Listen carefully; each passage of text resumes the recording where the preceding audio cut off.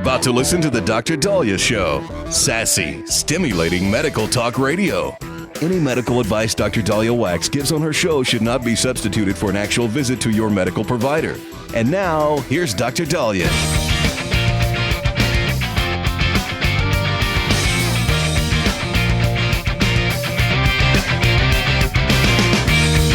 All right.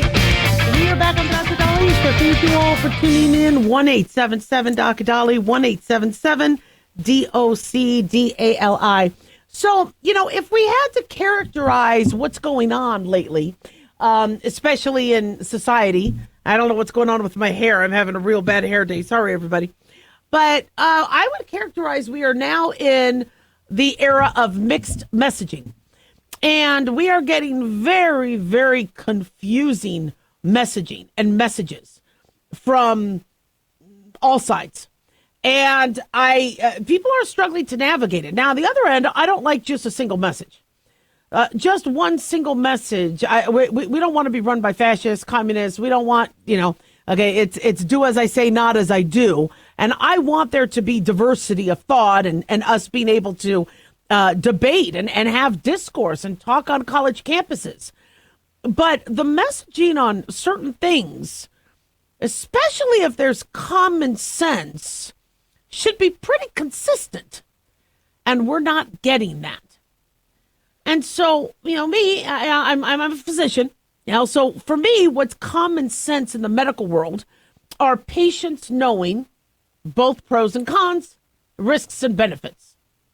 So the CDC website is now being updated to allow people to look at minor side effects, major side effects, benefits, risks of vaccines, which is something RFK Jr. promised, which is exactly what doctors are supposed to be doing with patients. See, we use the CDC to lift the work off our shoulders. Before we inject somebody with something, we're supposed to be going through all the risks and benefits. We don't have time to go through the whole prescribing information and all the nooks and crannies and the percentages with everybody. We're supposed to, but we don't have time. So we use the CDC for that, or we use the pharmacy for that. So I'm looking at headlines where people are so upset that the CDC is posting vaccine safety. Well, that's kind of what we do in medicine, and we need that. It was really helpful during the COVID vaccine rollout that the CDC for a period of time gave us some numbers on some of the vaccine reported events and what some of them were. And they said, we are investigating this. That's exactly what needs to be done. And then all of a sudden that got taken off. I'm like, come on, I'd like to know how many vaccine side effects there are. I'm supposed to be trying to get informed consent from my patient. Another mixed messaging, that came out just recently were leaders in our legislature that had military experience telling our military to defy, quote unquote, illegal orders. Now, I'm looking at this, and they're being very vague. They're like, defy illegal orders. Like, what illegal orders? Are they, what are they talking about? Are they talking about removing criminals? Are they talking about the narco boats? Are they talking about, guarding a border? What's the illegal order? And, our military, they're smart guys and girls. But when you're there to protect the Constitution, they're there to protect Americans. And like we saw what happened with Vietnam, where these guys were drafted, not by choice, to go to Vietnam. When they came back, they got things thrown at them, beat up. What kind of messaging are we doing here? Are we supporting our troops or are we not? And it doesn't really support our troops telling them that what they're doing is illegal. Like making it sound like they're the bad guy. Now, if the National Guard helped make Washington, D.C. safer, I don't understand why that's not a common sense thing. Now, if people got thrown in jail who were completely innocent, that's a problem. To me, an illegal order is not allowing somebody to have freedom of speech, arresting them for no good cause, hurting them, causing bodily harm. These are things that, but if your order is to get a criminal away from others, to keep peace, to protect and serve, How is that illegal? I don't understand. And so this mixed messaging is really confusing people. And it stinks because it always seems to come from right and left. You have right and left not in alignment.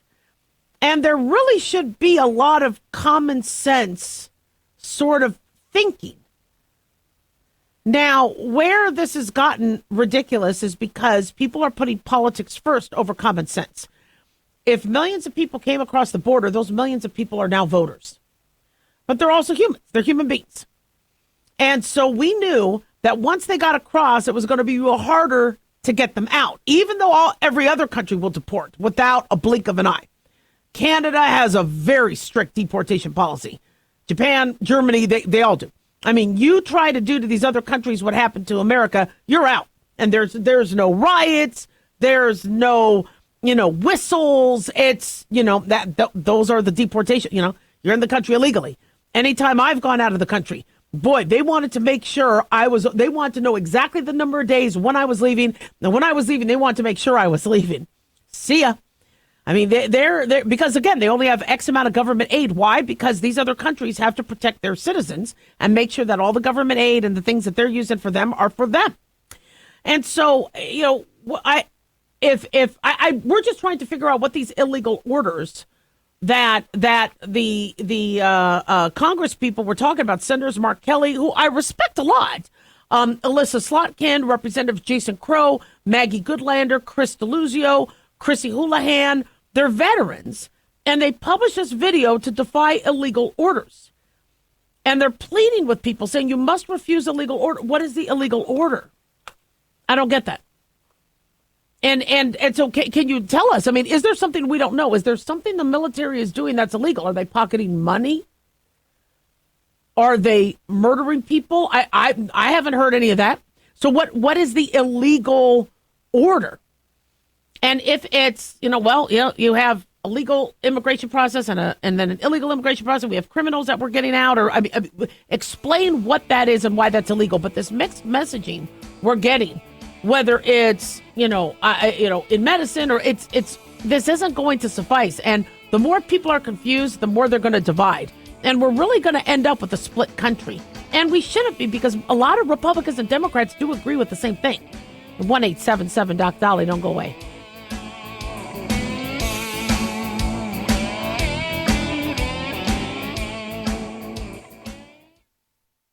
Have you ever thought you'd like to buy and sell houses but didn't know how or where to get the money? My name is Ron LeGrand, and over the past 40 years, I've bought over 3,000 houses without using my money or credit and taught thousands to do the same. Today, even in a virtual environment, we buy nice houses in nice neighborhoods using no banks, realtors, contractors, or other costly entanglements, and build huge cash flow and wealth without the hassle of tenants, all without credit and little or no money. You don't need a license or experience, and I'll show you exactly how it's done.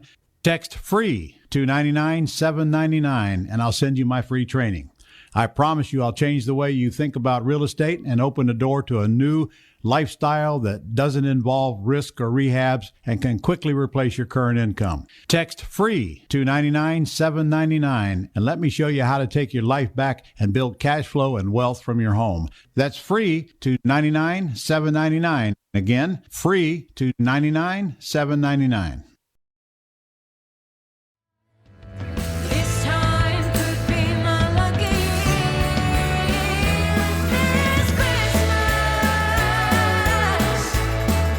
All right.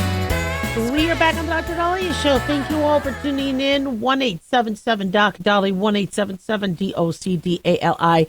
Big thanks to Talk Media Network for making the show happen. Big thanks to Daniel, our producer, and big thanks to y'all for tuning in. We really do appreciate it. Don't forget to follow us on Twitter at Dr. Dahlia, Facebook, The Dr. Dahlia Show, and on YouTube. Click like and subscribe.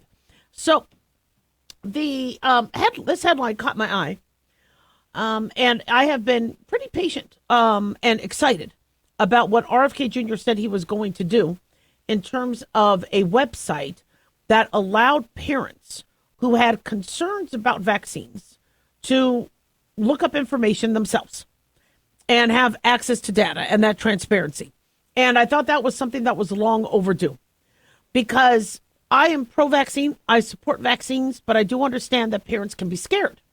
And why can't parents have access to neutral, evidence-based medicine that a lot of people can't have? They get, they read articles that might twist and turn some of the information, but trying to get access to some of these journal articles can be difficult. There's paywalls, etc. And so what do the articles say? What did the study say? And now that kids are getting so many vaccines and so many shots, there should be a central place, i.e. the CDC, that allows doctors, patients a go-to where it can say, look, this is the data. These are some of the limitations of the studies. This is some of the stuff we still don't know about. So this headline from Reuters says U.S. CDC adopts Kennedy's anti-vaccine views on recast website. So they're already saying that the website aligns with his anti-vaccine stance. Okay, I'm looking right now at the website. It is not anti-vaccine. So, the media has to really get the reporting straight. Now, the reason why Reuters is saying that it's anti-vaccine is they're saying that the Public Health Agency's website on Wednesday night was changed to say that the claims vaccines do not cause autism is not an evidence-based claim because studies have not ruled out the possibility that infant vaccines cause autism. He said that health authorities have, quote, ignored studies supporting the link between the two. Now, there have been studies that have ruled out autism by showing that these individuals who had autism had other reasons for their autism.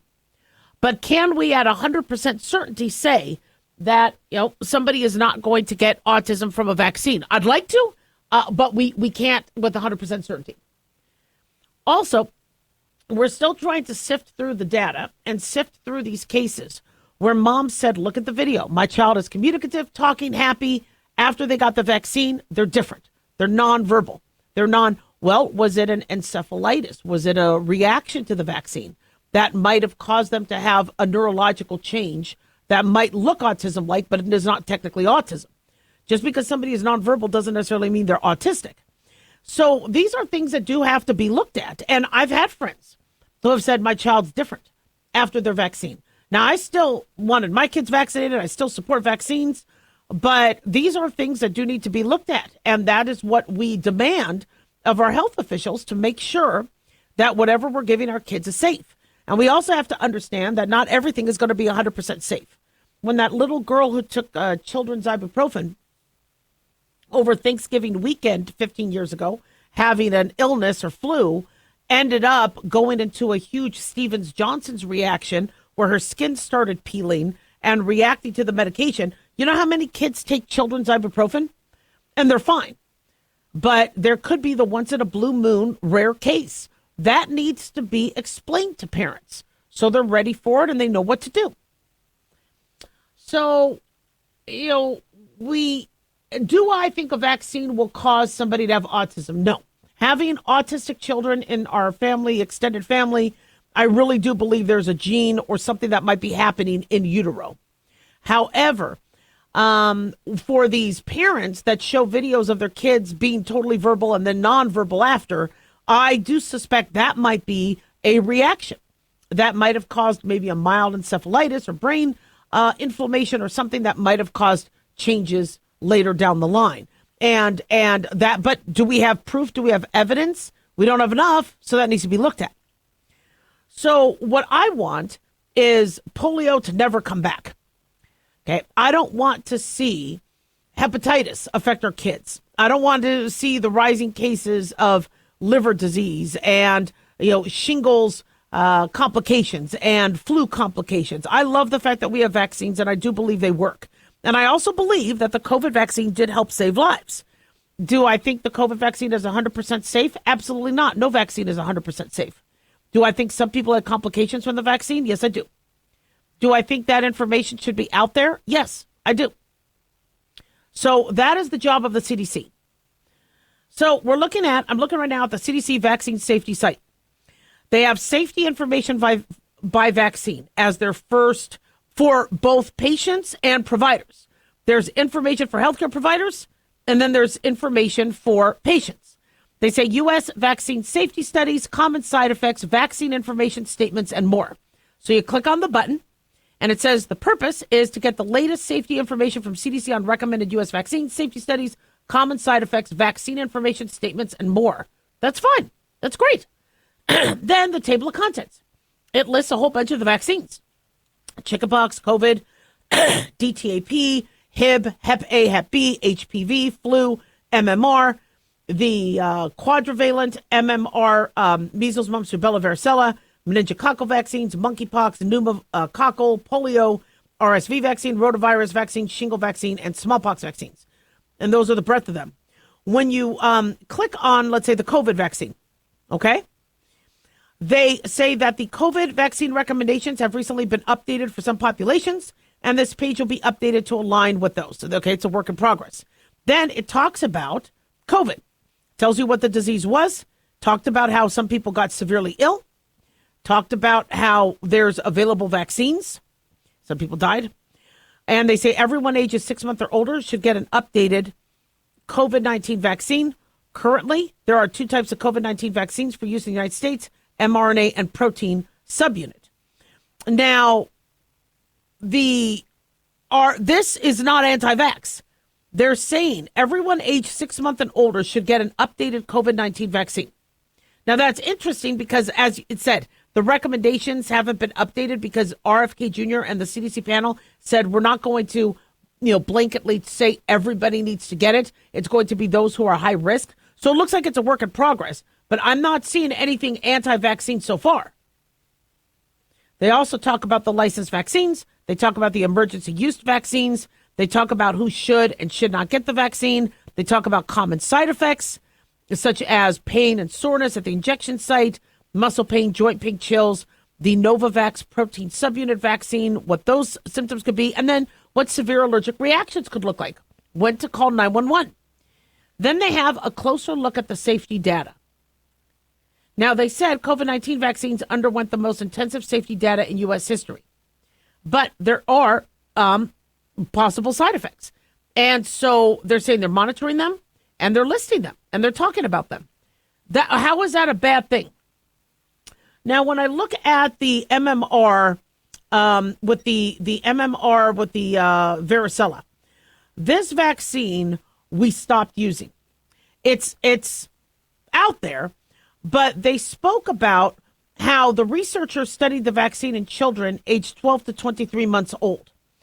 And they found that a rash and a fever of 102 degrees or higher happened more often during the 42 hours after the first dose compared with separate injections of the MMR and varicella vaccines.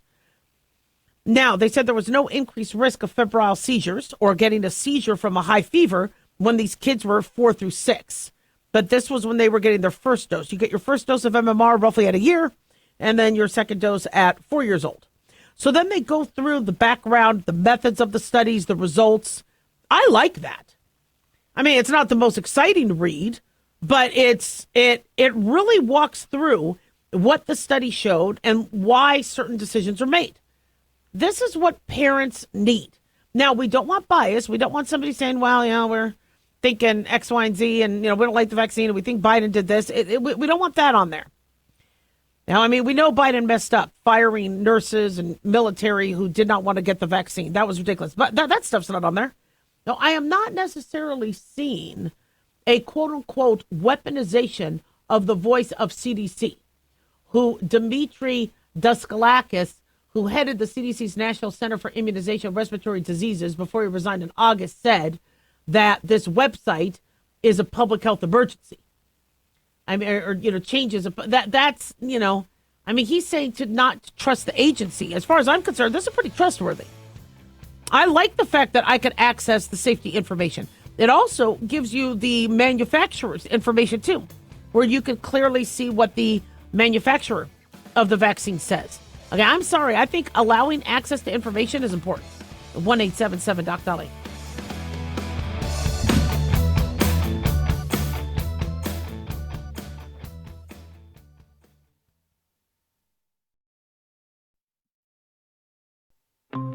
Hi, it's Mark Falter, host of the Financial Fitness Show. I strongly believe that no one should ever pay 1 penny more in taxes than they are legally obligated. Unfortunately, for most hardworking Americans, this just isn't the case. Why? Because most people spend more time planning next weekend's getaway than trying to ensure they're going to pay less in taxes. My financial fitness team has put together some materials that I know are going to help you. It's the Tax Savings Kit. Tax Savings Kit includes 3 things: free tax analysis, top 10 ways to pay less in taxes, and an investor's guide to taxes. Now, how do you get it? Simple. 866-764-2635. Again, 866-764-2635. I'm Mark Falter. This is Financial Fitness, making personal finance profitable.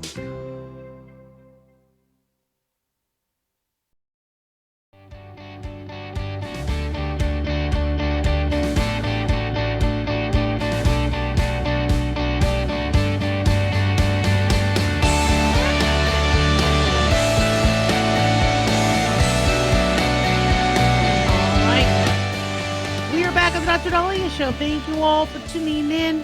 1-877 Dolly, 1-877-DOC-DALI. So, flu is definitely making a comeback.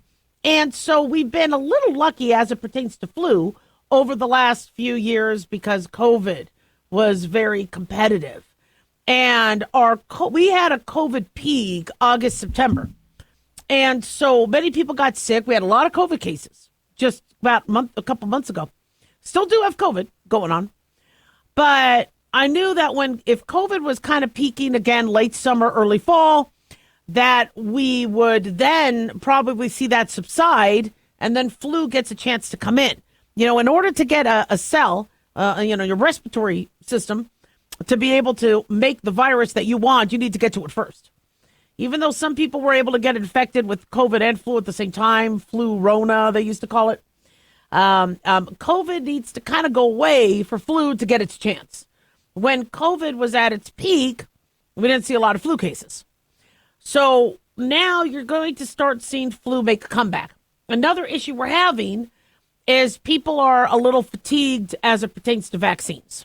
And they're thinking, you know what, I'm kind of vaccinated out, so I'm going to skip this year. And that's not, I think, the safest attitude. I know I've had that attitude. I'm not going to lie. I've been getting the flu shot every year since 2001. And after my COVID vaccine, when I had such a bad reaction on my left arm, because I got both my COVID and flu at the same time a couple years ago, I said, wait a second, I'm going to wait till after my mammogram. And I go for my mammogram today. Woohoo!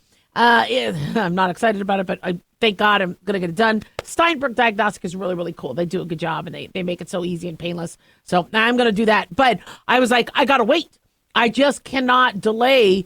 In fact, I used to always do my mammograms in October 1. And I've had to delay it all the way into November because of the reaction I had. And then now it moved me that much farther. The insurance won't pay for me to do it earlier than I need to because I had to move it so far back after my shots. Now, that was just me. I don't think I had a reaction to the flu shot at all. I think I had a reaction to the COVID vaccine. That was just me personally. But I haven't gotten my flu vaccine. Now, so when you have many people saying, you know what, I don't know if I'm going to get my flu shot, then they have a higher chance of getting flu. They have a higher chance of spreading flu. They have a higher chance of having flu longer, getting complications, and flu gets to make a comeback. And this is predictable. And sadly, we are seeing an under enthusiasm to vaccinate. People are pretty, nervous now, and I knew the COVID vaccine was going to be the nail in the coffin for that. And there are parents that are not taking their kids to school homeschooling so they could avoid the vaccination schedule. And I knew COVID would do that because that was just the straw that broke the camel's back with the extra vaccine. I'm grateful we had the COVID vaccine. I think having a COVID vaccine is fantastic. I think people who need it should get it. I think you should talk to your doctor about risks and benefits. And if you're at high risk for COVID, get the COVID vaccine. But once that mandate came into play, parents thought it was all political. They didn't think they had a voice. And then, so I'm glad the CDC is going to update its vaccine website try to give parents the ability to feel more empowered to educate themselves and then make the best decision as it pertains to how to protect their child against infectious disease, which should include vaccines. But they need to be able to feel, comfortable and be able to study and look at the risks and benefits and make that decision for their child, along with their doctor, medical provider. So going back to flu, we try to follow what's happening in Australia. And a new virus variant, I guess they believe, is to blame for the rising cases. They say it's a mutated strain called subclade K that's behind early surges in the United Kingdom, Canada, and Japan. They say last winter season was extreme too. The U.S. had its highest rates of flu hospitalizations in nearly 15 years. At least 280 children died of flu, the highest number since pediatric death numbers were required to be shared in 2004. This is according to CNN. Hundreds of kids dying of flu. We have a flu vaccine to protect these kids. Do we know much about these kids? Were they already immunocompromised? Did they have health vulnerabilities? Were they high risk? Were they, are they not getting good medical care? Are our pediatric population less healthy now because they're not going for physicals? They're obese. They're eating processed foods. So we need to look at that, because on one end we need to attack flu, but on the other end we need to be able to resist flu. What doesn't kill us makes us stronger. We have to be able to withstand infectious disease. Why? Is it because our kids aren't healthy and we need to make our kids healthy again? So we need to look at that. But this new variant in the mix, experts are concerned that we are going to have a repeat bad season. Now, everybody says, well, these flu shots are never protective. Yeah, they actually are. It's just the numbers seem a little confusing. So we never have something that's 100%. Now, I think our polio vaccine is pretty damn close, but no vaccine is 100%. And the flu vaccines, we have to decide what we're going to put in our flu vaccine by February of 2025, February 2026. So roughly around the Super Bowl. Now, our other flu season is roughly, after its peak and starting to wind down by the time we are deciding what we want for next season. Now, people say, well, why don't we just watch what happens in Australia and the Southern Hemisphere? Because the Southern Hemisphere starts to peak when we're in our summer. We can't wait for July, August to roll around to figure out what we're going to do for our flu shot. We can't, because we have to already start rolling those out. So the CDC and the agencies decide, the governing bodies decide what is going to be in the shot. And the H3N2 and H1N1, an influenza B, is it Phuket? Is it which lineage, Victoria lineage, which ones? And they have to make that judgment call, with whatever data they have. Then Australia gets their flu season while we are processing it and making it and testing it. And then we're distributing it. And when our peak flu season is roughly December, January, their peak flu season is June, July. I'll go into August. So now our flu shots are already in the pharmacies. Then by the fall, we get to look at the data going, okay, well, that's interesting. All right, that's interesting. But by then we're already getting ready to go into our flu season. So we do the best we can. And on a good year, our flu shot could be about 60% effective. And that's a good year. On a bad year, we've had 14%, 15%. Now, does it mean it's a waste of time? No.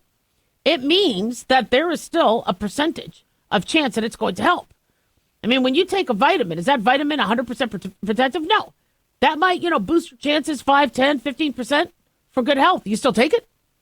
So with the flu vaccine, if I heard the flu vaccine is only 15% effective this year, I would still, if I wanted to get it. That's fine. That means I'll still have some protection. It's better than nothing.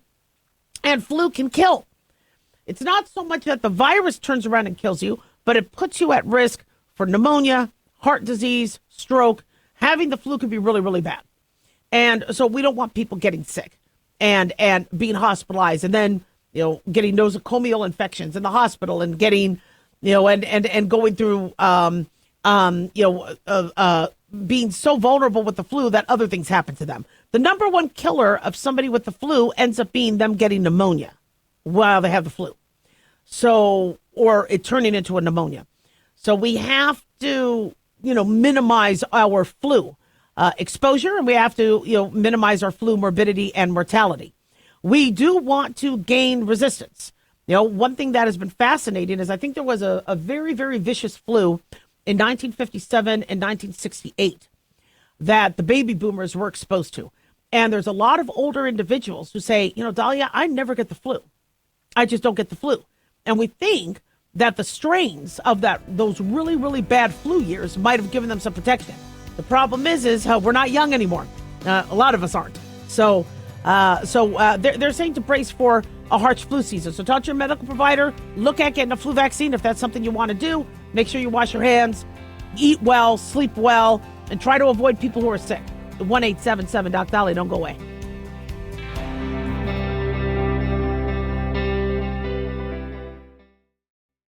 Hey guys, it's Dr. Dahlia. Fantasy football season is coming, but sadly, too many of you are taking the bench while the country takes part in one of the most exciting and lucrative industries out there. Don't know how to play? Well, huddle up and listen. Paul Kalikas and I have written a fantasy football pocket guide for beginners. This book walks you through the basics and shows you how simple and lucrative joining or creating a fantasy football team can be. Read our fantasy football pocket guide for beginners found on Amazon or follow the links on X and Facebook. That's Fantasy Football Pocket Guides for Beginners. Don't be left out. Increase fuel economy up to 7.9% with Hot Shot Secret Gasoline Extreme, the solution to maximize your engine's performance and fuel economy. Whether you're driving a sports car or a daily commuter, Gasoline Extreme is specially formulated with PEA to deep clean. Don't settle for an average driving experience. Upgrade to Hot Shot Secret Gasoline Extreme and go further on each tank. Order now on Amazon or HotShotSecret.com. Hot Shot Secret, powered by science.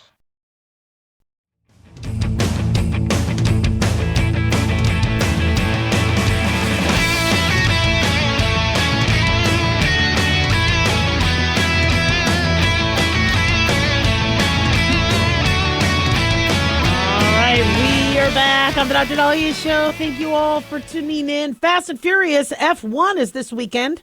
I live in Las Vegas, Nevada, and we have had some fantastic rain. I'm really liking the rain. And I mean, if this is climate change, maybe we could put our whistles away. I'm kind of liking this. The desert needs some water. We're getting a lot of rain. I don't want to see any flooding, but man, our desert has been gulping this water up so happily. But it is going to be interesting because, a wet road, and a wet track might not be ideal for our drivers. So I hope it's going to be okay. We have had some flooding. They do not believe that the 6.2 kilometer street circuit itself will be affected. They think that they've planned for that. It's supposed to rain again tonight. I know some people are concerned, especially since ticket prices were pretty expensive. I think some of the ticket prices for general admission are down to $50, but the average person is spending $400 or $500. There's grandstand tickets and other areas that you could be at that could range into the thousands.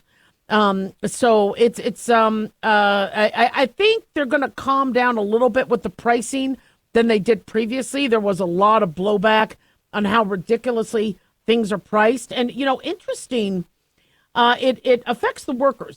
People who come to Vegas think that Vegas people are screwing them over when we're not. We don't get to see that money. And in fact, we're being told, this was a very interesting article from MoneyWise, that many casino workers who are quote unquote on call aren't getting shifts, and they're not getting laid off, and they're not then able to get unemployment, and they're not able to get benefits. They're just not being called into work.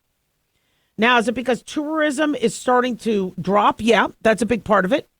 But why is tourism dropping? Because Las Vegas is not an inexpensive vacation for middle-income families and lower-income families like it once used to be. It is getting extremely expensive to vacation here. And as I want to call myself a native because I've been here since the 80s, but I was born in L.A. But being a Las Vegan and a rebel, because I went to UNLV, and I went to UNR, Wolfpack, being Nevadan and Nevada grown. I want to see our tourism boom, but I don't like what's happened.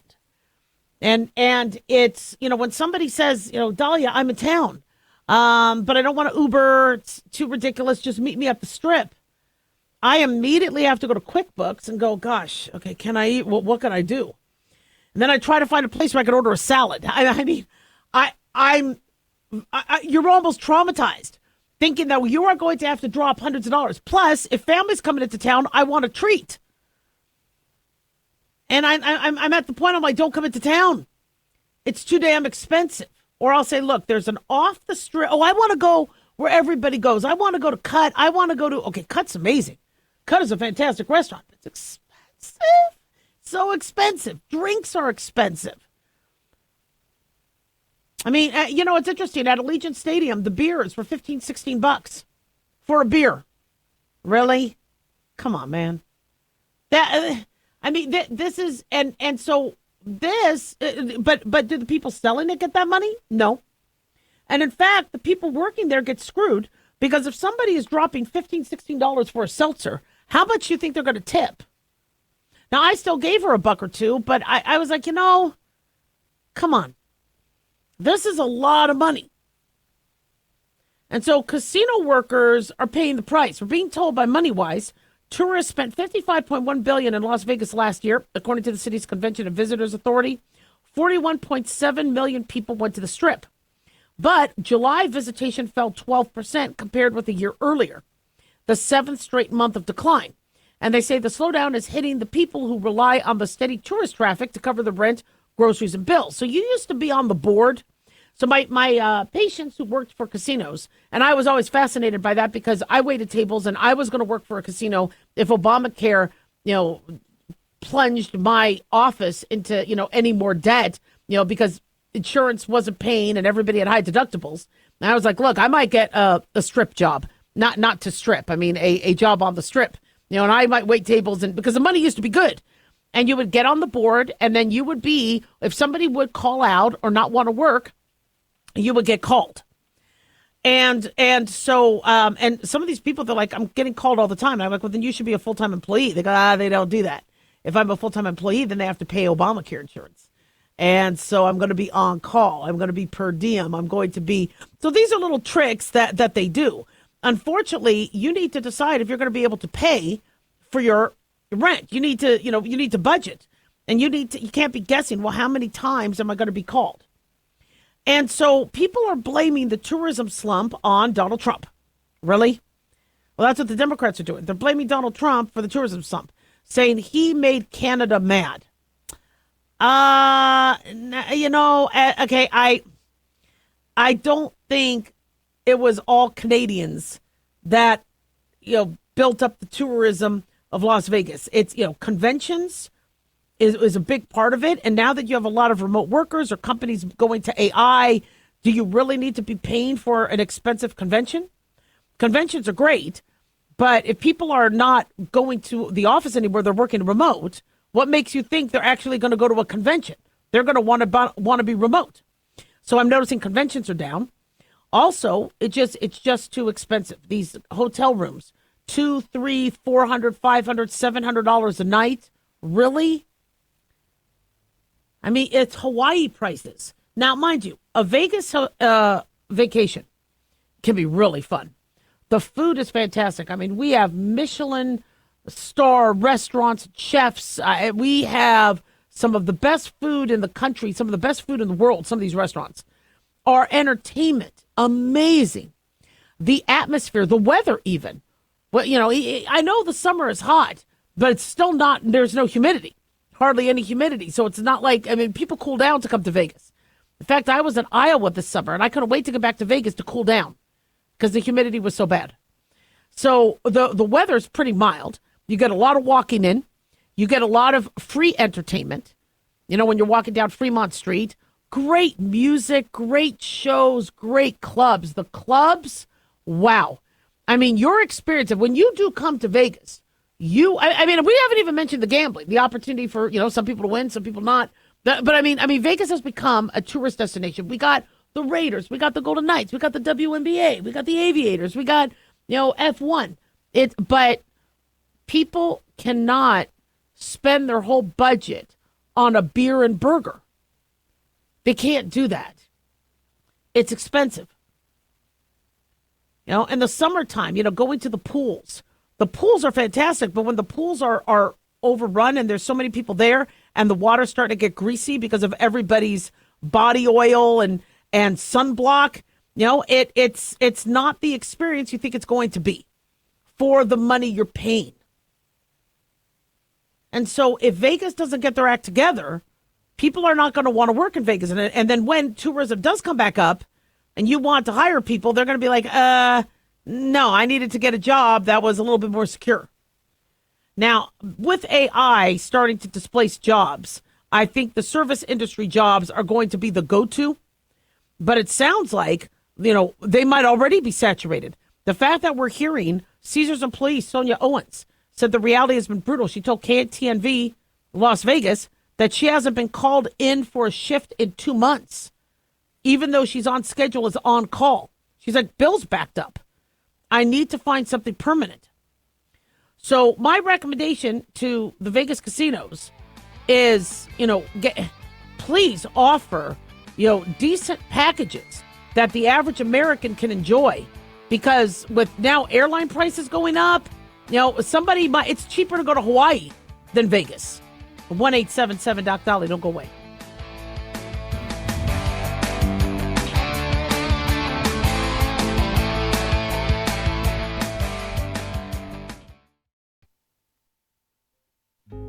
Hey guys, it's Clyde. We've had a lot of requests for Ground Zero merchandise, so we put together an online store with a big variety of high-quality items. I'm really excited to let you know about these things. We have a lot to offer you and your loved ones. In addition to our regular apparel, such as t-shirts, beanies, hoodies, and hats, we've expanded our product line with posters, flags, aprons, mugs, and a whole lot more. We also have Ground Zero collectibles along with a limited edition of items like a Clyde Lewis canvas portrait, a Ground Zero embroidered jacket that will certainly make for great gifts and for interesting conversations with family and friends. And we now offer publications such as Ron Patton's book about mind control, MK Zine, and back copies of the official magazine of Ground Zero while it was in print. Paranoia, the Conspiracy Reader, also coming in 2023, are updated and revised books that I've written. There's a secure and easy-to-use shopping cart for your purchases. So shop today at our official store by going to groundzeromerch.com. Again, that's groundzeromerch.com.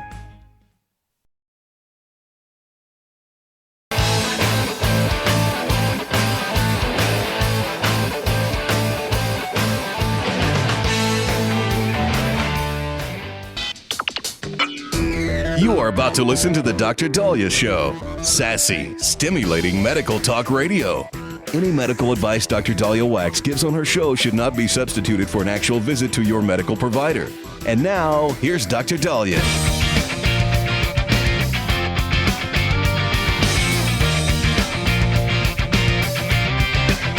All right. We are back on the Dr. Dahlia Show. Thank you all for tuning in. 1-877 Dr. Dali, 1-877 DOCDALI. So, opening this hour, I'm going to try to answer a bunch of similar questions all at once. Look at me being all efficient for you all, because many of you are asking about this latest cold that's going around. You're also asking how to be protected if somebody in your family does have a flu or cold. What are we doing in terms of time off, and what happens if you can't get in with your doctor and you're sick? What is your go-to, the best thing for treating your symptoms? So I'll try to answer them all pretty in one segment. All right, clear and succinctly. And I'm not very succinct, if you notice, and sometimes I'm not very clear. So one thing I have noticed, now I'm in Southern Nevada, all right, so I do take care of patients across the country, and we are seeing flu, we are seeing COVID, but I'm seeing a lot of patients, including what happened in our family a couple weeks ago, where we were negative for flu and COVID. In fact, we just retested one of our family members. It was a $10 test from Amazon. A flu COVID test. That's a lot of money for one test, especially since I got spoiled with all the free COVID tests we got. I can't really trust those COVID tests anymore because they're expired. Some of them came from China, and I think the new strain can evade some of our older at-home testing. So we need to update our testing. And so I bought a one of those tests that looks for both COVID and flu A, B, and COVID. It was $9.99. My husband said it was $20 at Walgreens. So if you do want to test at home, see, you used to not have to do that. You'd go to your doctor. The doctor would test you. The doctor would tell you what's going around. The doctor would evaluate you, give their best diagnosis, and treat you. But now everybody's kind of cutting and pasting and trying to do things on their own at home. So as much as I want you to see a medical provider, hearing that most people cannot get in with their provider till next year, and they're just being told that. They're like, we don't have anything till next year. Do you want an appointment for January 22nd? And patients are like, but I'm sick now. And we don't want you feeling like you have to sit at an urgent care or ER, but we also don't want you misdiagnosing at home. So I do love the fact that we have testing for flu and COVID. I think that's fantastic. So I got a test and negative. But what I saw in my family and what I saw with family with patients is it starts off with a sore throat. The sore throat doesn't last as long as the sore throat with COVID did. Remember, we had that strain of COVID in the late summer, early fall, where it felt like razor blades in the back of the throat. This sore throat doesn't seem to last as long, but it is a bad sore throat. Seems to go away after a day or two, and then you actually feel like you're over it. There's the calm before the storm, but then the nose starts to run. And when the nose starts to run, it is like a faucet. I recommend you hydrate like hell, because when it runs, you could be going all day long and losing all that fluid. I don't know where the body gets the fluid to make all that nose discharge, but your nose is doing that to get rid of the virus. So I would recommend stand in the shower, let it come out. Don't let it, don't keep over wiping your nose. Very lightly blow your nose to help get the virus out, and hydrate. It thins the mucus, and then it replenishes a lot of the fluids that you're losing because of that. Then your nose starts to dry up and it goes into the cough. And when it settles in the chest, that cough can last days, weeks, and it's not fun. Some of you love the Mucinex, the Dayquil, the NyQuil. I think everybody kind of finds their own, go-to over-the-counter medication that they like. I do urge you to be careful. Many of these products have so many medications that you don't realize you might be overtaking. Some of them such as, there might be too much phenylephrine or Sudafed or Benadryl. So please be aware that some of these combo medications might have, other things that you shouldn't have. Definitely check in with your doctor to make sure that it's not going to mix with your blood pressure medicine, your antidepressant, your sleeping aid, your antihistamine. If you are taking a daily antihistamine like Claritin or Zyrtec for allergies, don't be taking something with Benadryl or diphenhydramine in it later in the day, because now you're taking too much antihistamine. Another mistake I think a lot of people make is when they start getting sick, they may take really hit the antihistamines. Now, in order for that stuff to drain out, it's got to have less viscosity, has to be more fluid. If you start to dry out the fluid component, it starts to turn into like sticky dough, like cookie dough that you didn't add enough water to. And so sometimes we don't recommend antihistamines when you're sick. Sometimes we do. It depends on your situation. But sometimes we don't recommend the antihistamines because we don't want you to dry out and then now it sits in your sinus. How many of you took a Benadryl or a Tylenol PM at night and then the next morning you felt like there was a brick in your face? Well, it's because it didn't drain. And then it had time to settle. Sometimes bacteria could settle in. So I like you hydrating and draining it out. But if it's too much and it's going into your lungs, we do want to control those symptoms. If you're negative for COVID and negative for flu, and this is a virus, you're not going to get an antibiotic. Now, there are a lot of people that call telemedicine companies saying, give me an antibiotic. And some doctors will do it. We're not supposed to if it's viral. They don't want us to because of all the antibiotic overprescribing. But you can sometimes get a secondary bacterial infection or pneumonia. I also recommend everybody have a pulse oximeter at the house to check your oxygen. We want your pulse oximeter to be between 97 and 100. If it's between 94 and 97, you really need to get yourself checked out. If it's under 94, you might have to go to the hospital. So make sure you're checking your, luckily they're cheaper. I remember those suckers used to be over $100 15, 20 years ago. Now I think you could get them for $20, maybe cheaper online, but make sure it's a good one. When you do get a blood pressure monitor, a sugar monitor, a pulse oximeter, bring it to the doctor's office when you go to the doctor's office and then test it and say, look, I want to see if it's matching what your machine does. So while they're testing you, have them also use your monitor just to make sure that your monitor is right. And that helps.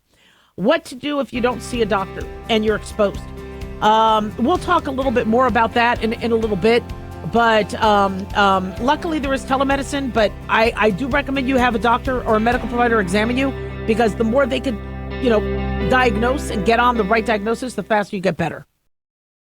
This is an urgent announcement for anyone that's $10,000 or more in debt. Before you make another minimum payment, you need to know there are special programs that can completely free you of your debt. Total Financial Freedom can help you become debt-free in months instead of years. Resolve your credit card debt, signature loans, department store cards, internet loans, and timeshares. Call Total Financial Freedom now at 800-878-6020 for a free consultation. For 16 years, Total Financial Freedom has helped thousands get out of debt. You can feel confident when calling because Total Financial Freedom is A+ rated by the Better Business Bureau. Battling for years and years stuck in the endless cycle of minimum payments could take decades. You have the right to get your debt resolved and substantially reduce your monthly payments. Call Total Financial Freedom now at 800-878-6020. That's 800-878-6020. 800-878-6020.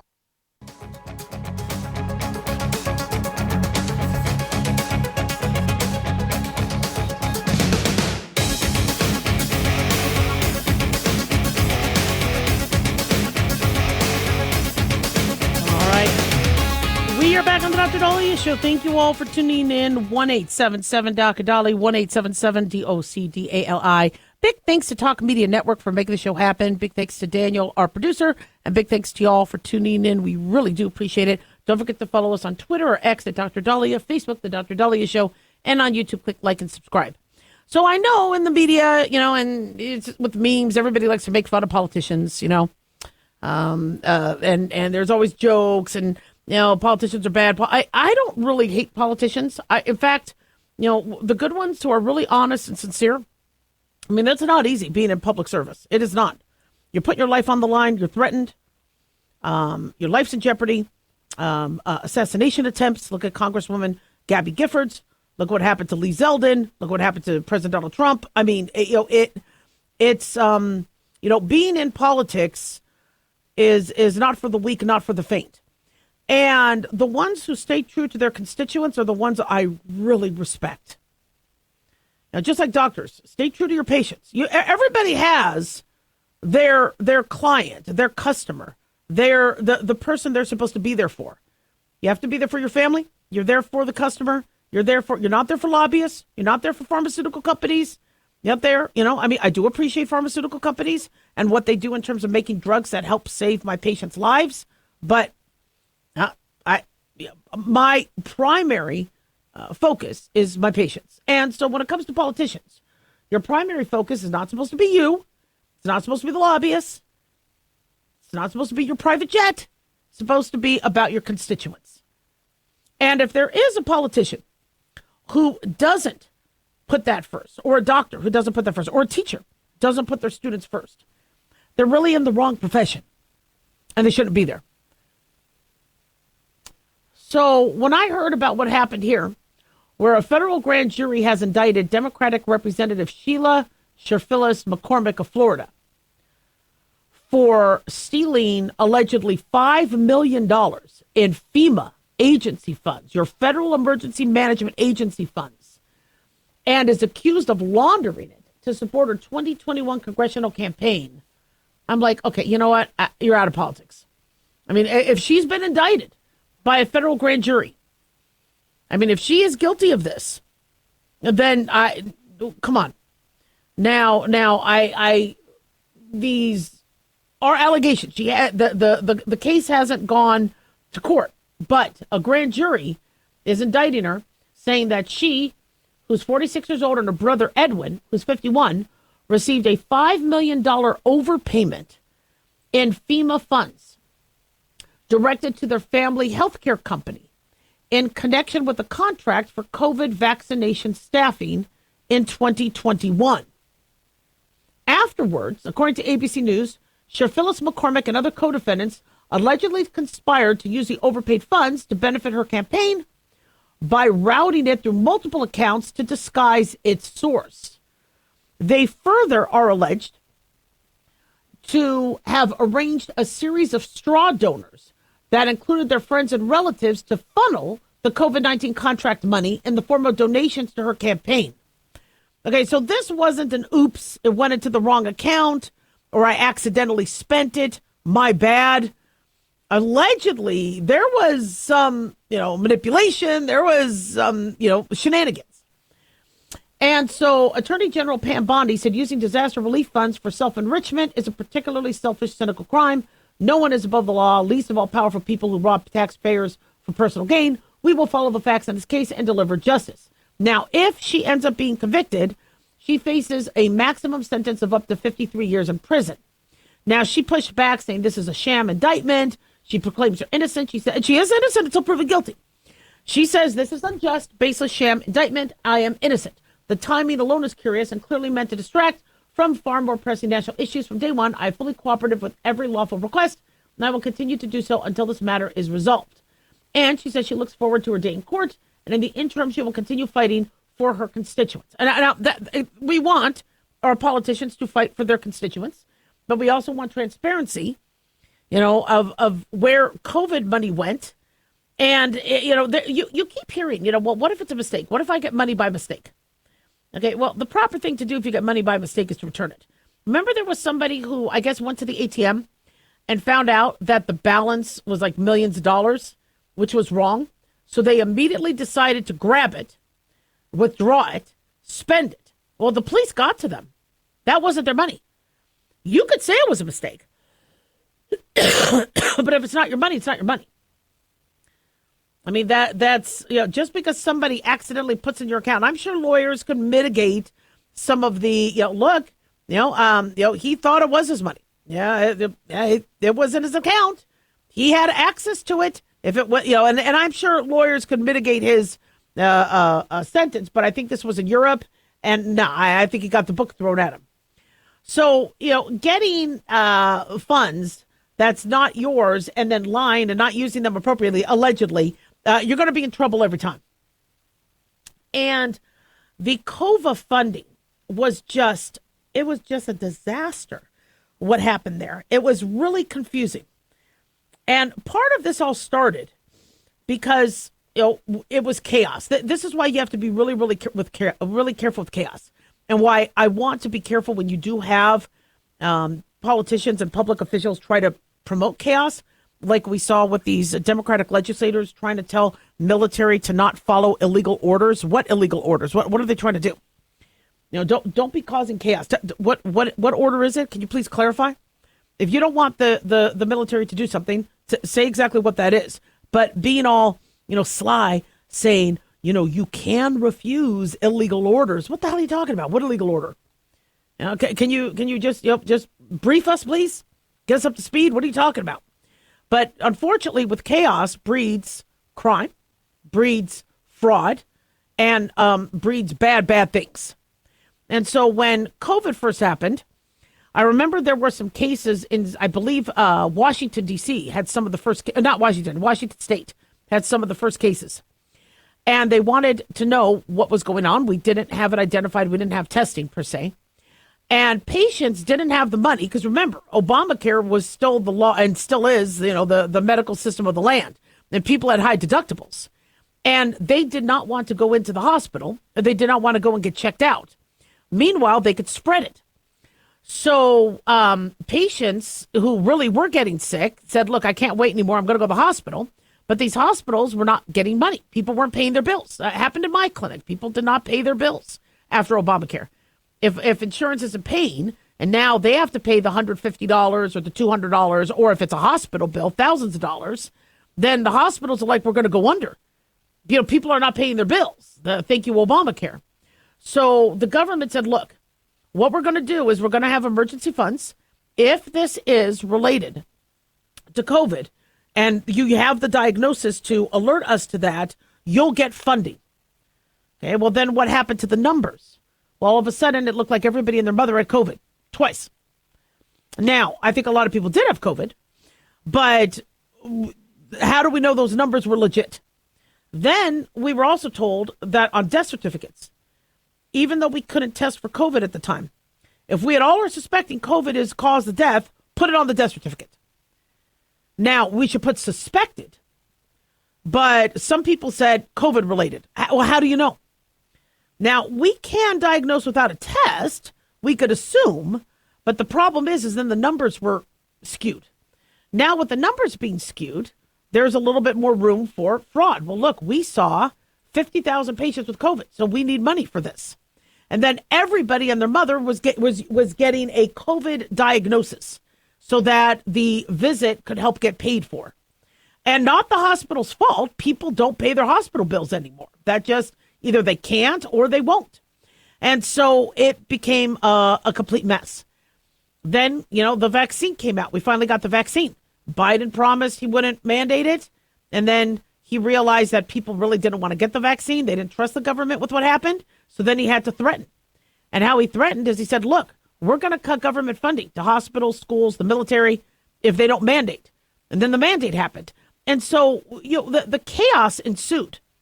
Then you told companies to lock down. And companies had to shut down. And they couldn't allow employees. Employees were sent to jail if they came to work.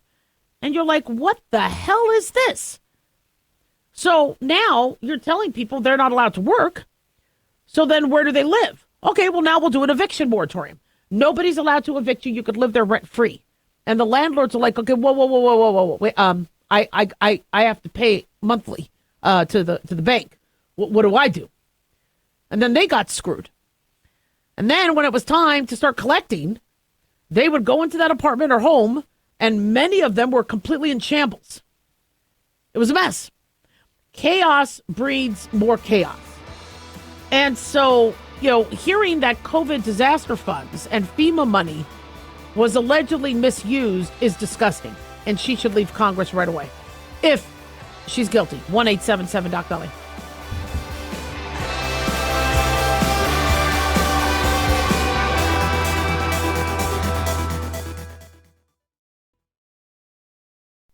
Let's face it, guys. We're living in times where the truth is becoming more suppressed and censorship is increasing at an alarming rate, especially on social media platforms. It's Clyde, and I want to tell you about a safe and secure digital playground we put together just for you. It's Aftermath.media.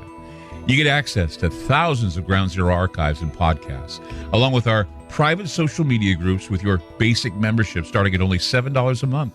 Each subscription includes tech support, access to the RSS feeds, along with our own chat room and Telegram channel.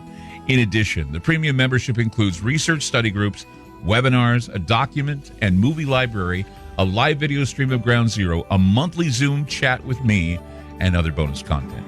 Be sure to check out our yearly specials as well. Sign up today while you're thinking about it. Sign up at Aftermath.media. Again, that's Aftermath.media.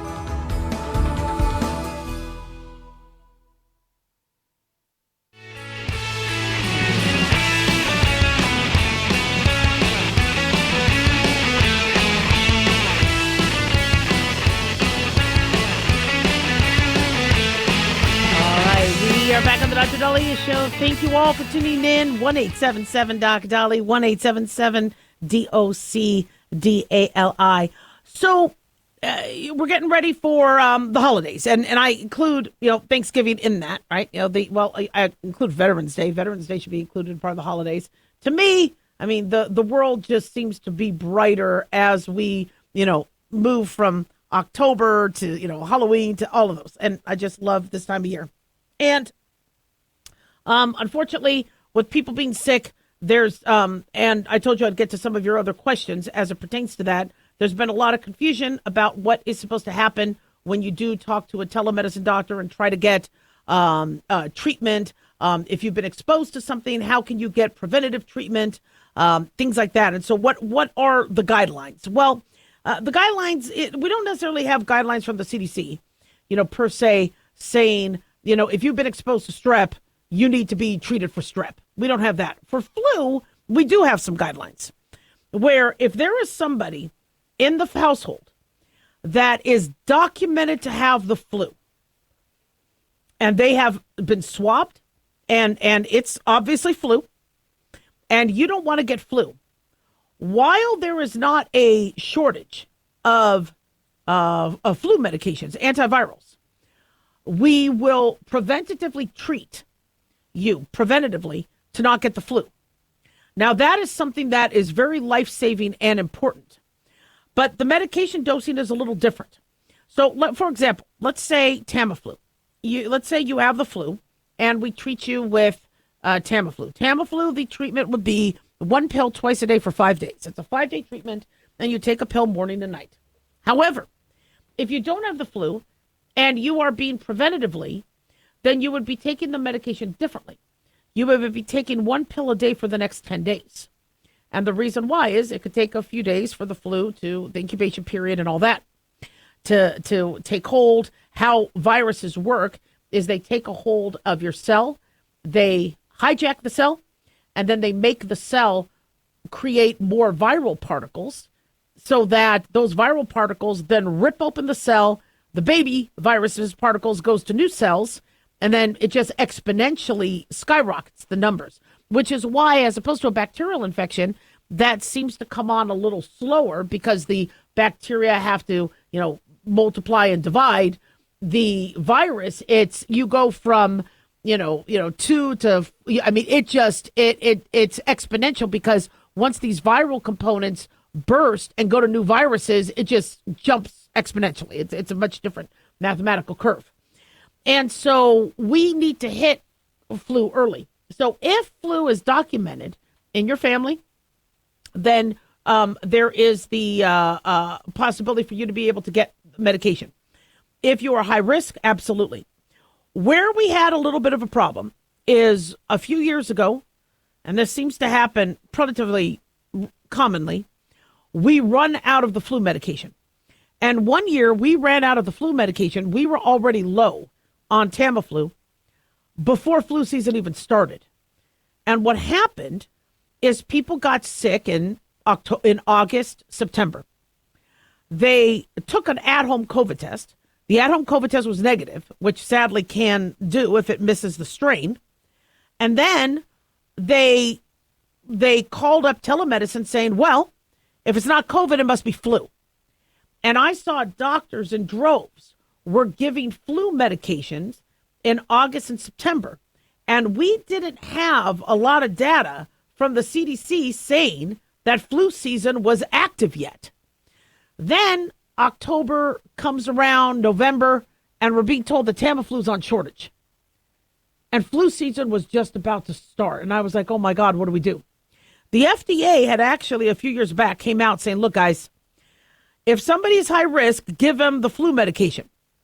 But we ask you test people first, because if they're negative for flu, don't be wasting this medication when, that's not what they need. The other issue we were having is somebody who had, let's say, flu-like symptoms and didn't have flu but had COVID.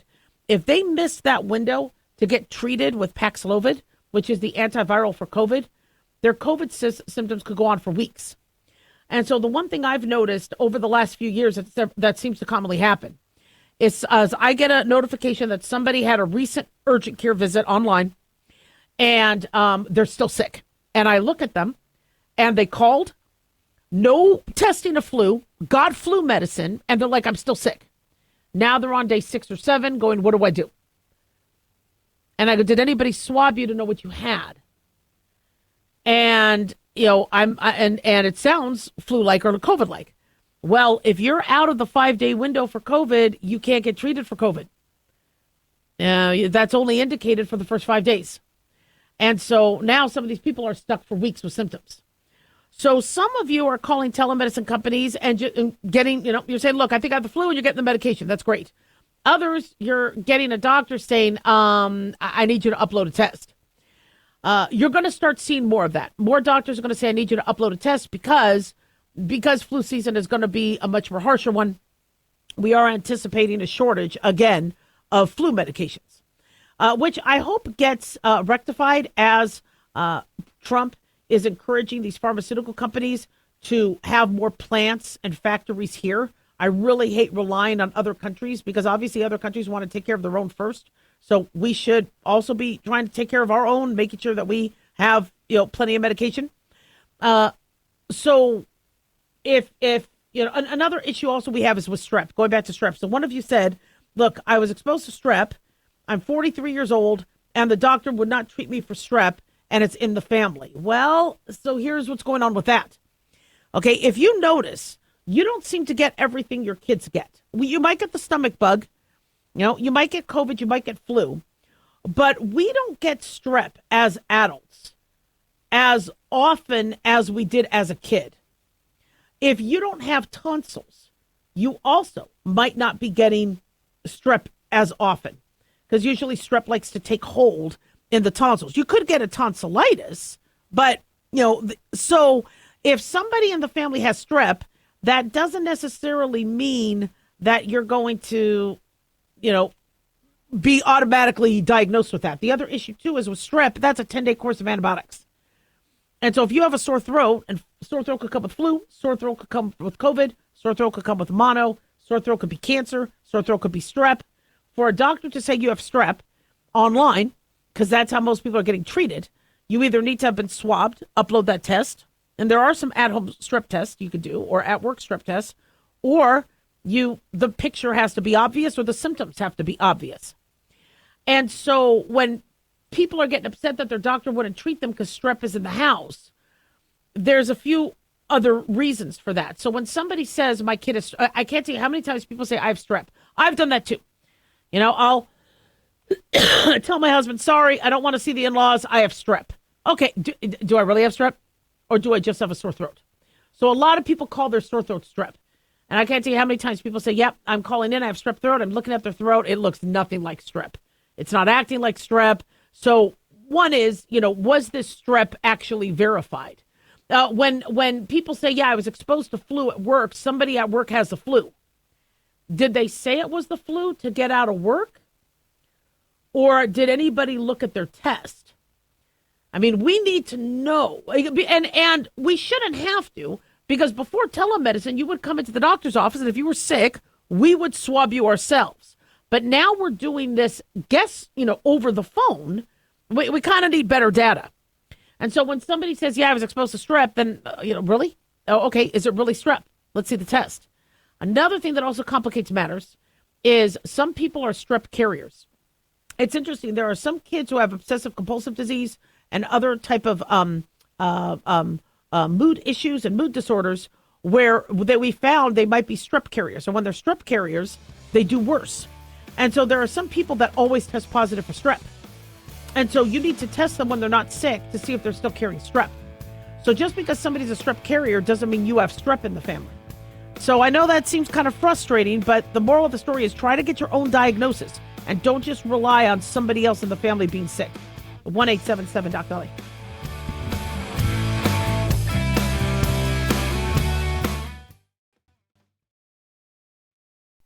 Carl Amari here to tell you about our newest website for old-time radio lovers. It's 100radioshows.com. At this site, there are 5 old-time radio shows waiting for you to download free as our gift to you, and be sure to browse the additional 700 old-time radio shows available to you for 70% off by using the promo code RADIO at checkout. This is a limited-time offer, so log on to 100radioshows.com. That's 100radioshows.com. Have you ever thought you'd like to buy and sell houses but didn't know how or where to get the money? My name is Ron LeGrand, and over the past 40 years, I've bought over 3,000 houses without using my money or credit and taught thousands to do the same. Today, even in a virtual environment, we buy nice houses in nice neighborhoods using no banks, realtors, contractors, or other costly entanglements, and build huge cash flow and wealth without the hassle of tenants, all without credit and little or no money. You don't need a license or experience, and I'll show you exactly how it's done. Text FREE to 99799, and I'll send you my free training. I promise you I'll change the way you think about real estate and open the door to a new lifestyle that doesn't involve risk or rehabs and can quickly replace your current income. Text FREE to 99799 and let me show you how to take your life back and build cash flow and wealth from your home. That's FREE to 99799. Again, FREE to 99799. Dr. Dahlia here. Are you tired, burned out, gaining weight, succumbing to the daily pressures of life? Well, how's your dopamine doing? How you feel right now, how you'll feel an hour from now, and how you'll feel next week is completely reliant on your dopamine. Our daily motivation and willingness to push through challenges depends on the intricate chemical process dopamine provides. Christian Kalikas and I created Deploying Dopamine, a book that tells you what dopamine is, when it dysfunctions, and how to successfully deploy it when needed. Find Deploying Dopamine on Amazon today. Check it out.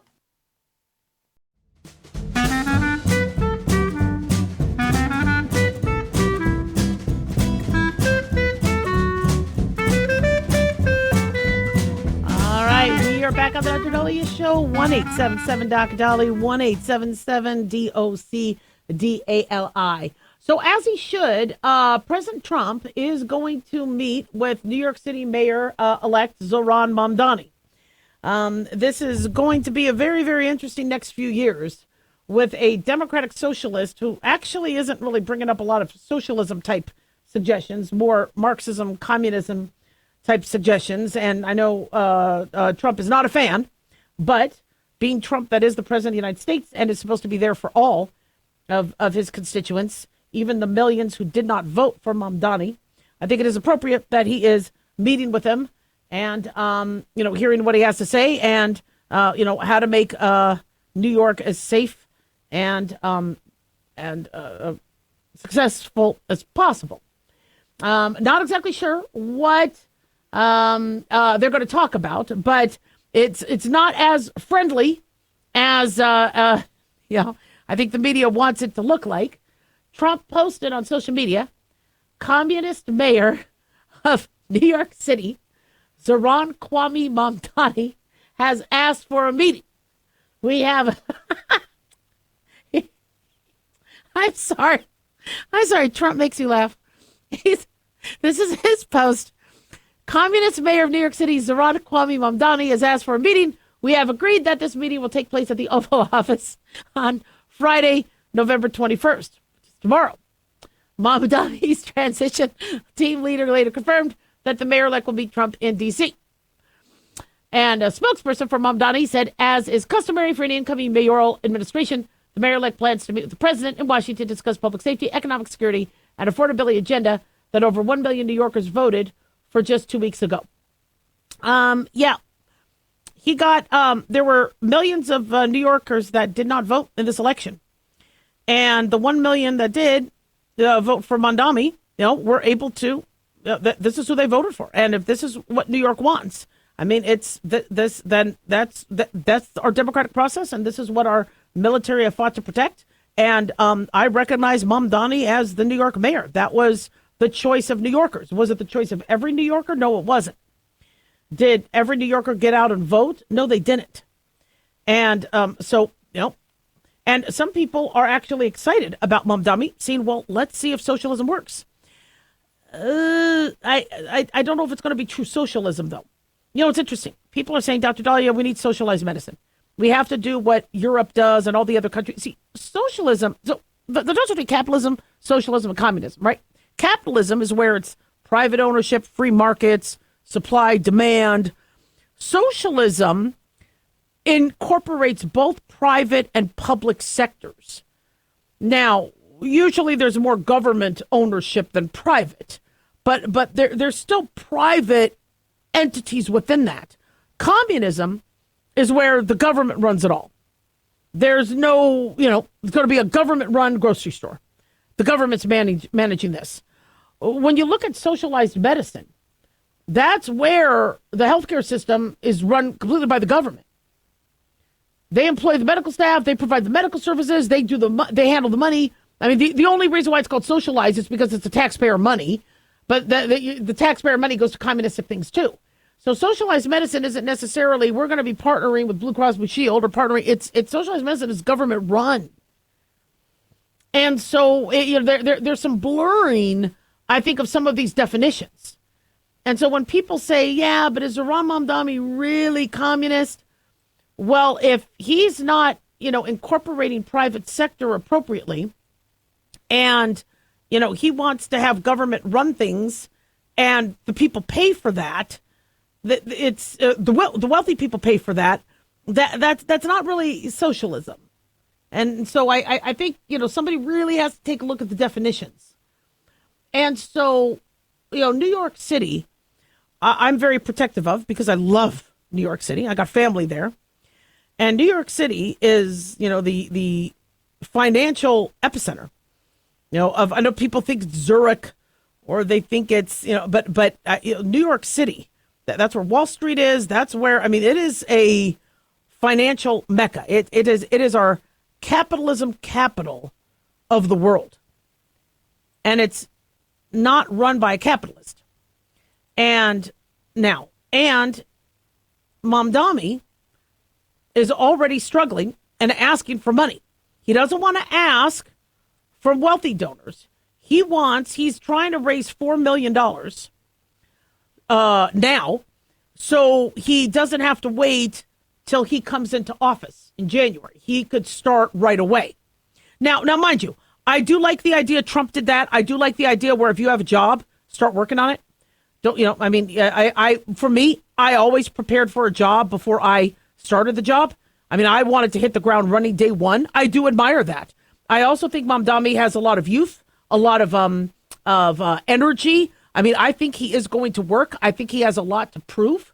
He's going to want to show people that the progressive, quote unquote, democratic socialist way of doing things could help people. I want to see him help people. I do. Do I think he's going to do some things that are very scary? I think it is absolutely ridiculous to want to arrest Benjamin Netanyahu if he comes to New York. He's following international law. Israel gets attacked. There's hostages that are being daily tortured. And Israel is at war with Gaza.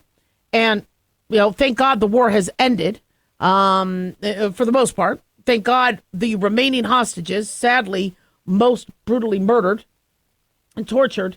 We only got 20 live ones back after the great work Trump and other countries did. And what does he want to do? He wants to stir stuff up and arrest Benjamin Netanyahu if he comes to New York. Really? Does he understand the relationship between Israel and America and how Israel provides, so much of the intelligence, the military intelligence, and a lot of the peacekeeping efforts to keep war at bay, which when things can really, really turn to poop in the Middle East. So I think he's, please stay out of foreign policy for the love of God. But I do think it is I think it is smart for Trump to meet with them. He should. It's going to be very interesting. I hope it's videotaped, publicized. I would love to kind of see how that goes. I am sure it's going to start out very cordial, but then everybody's going to want to showboat. They're going to want to get some, maybe they should have part of the conversation private. Trump saying he's going to pull funding, I said was not very strategic. Trump's job as president is to make sure that he protects Americans, even from their elected officials. And so, if New Yorkers need, the funding for certain things, I'm sure he's going to do that. However, if Mamdani wants to use that funding to, make mayhem or that, then whatever is funding that should go to the city, should go to that city. But if there's discretionary funds that Mamdani wants to use, for his pilot programs and all that, that's on him in New York. He's got to work through the legislature for that. And we have to make sure that nobody is taking funds away from like police. Like if there's funds that's supposed to be for safety that he wants to use instead of police, defunding the police and using it for people who are unarmed to go out into dangerous areas of the city and try to counsel people. I think the government does have a right to specify where that money goes, if that money is already allocated legislatively to go somewhere. So, I am intrigued. And if this is what New York wanted, then this is what New York wanted. We respect that. I am blown away that the majority of New Yorkers didn't vote in this election. And is this really what New Yorkers wanted? But that's the election was fair and square, so we honor it. 1-877-DOC-DOLLY. Don't go away.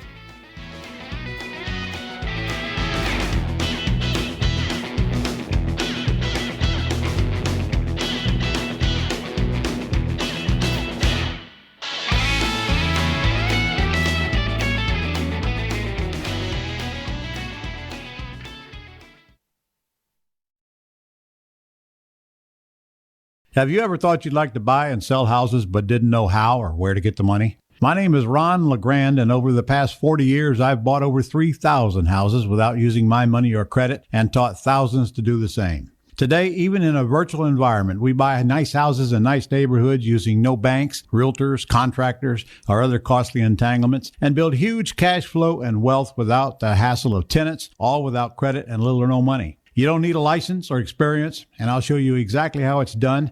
Text FREE to 99799, and I'll send you my free training. I promise you I'll change the way you think about real estate and open the door to a new lifestyle that doesn't involve risk or rehabs and can quickly replace your current income. Text FREE to 99799, and let me show you how to take your life back and build cash flow and wealth from your home. That's FREE to 99799. Again, FREE to 99799. Hi, it's Mark Falter, host of the Financial Fitness Show. I strongly believe that no one should ever pay 1 penny more in taxes than they are legally obligated. Unfortunately, for most hardworking Americans, this just isn't the case. Why? Because most people spend more time planning next weekend's getaway than trying to ensure they're going to pay less in taxes. My financial fitness team has put together some materials that I know are going to help you. It's the Tax Savings Kit. Tax Savings Kit includes 3 things: free tax analysis, top 10 ways to pay less in taxes, and an investor's guide to taxes. Now, how do you get it? Simple. 866-764-2635. Again, 866-764-2635. I'm Mark Falter. This is Financial Fitness, making personal finance profitable.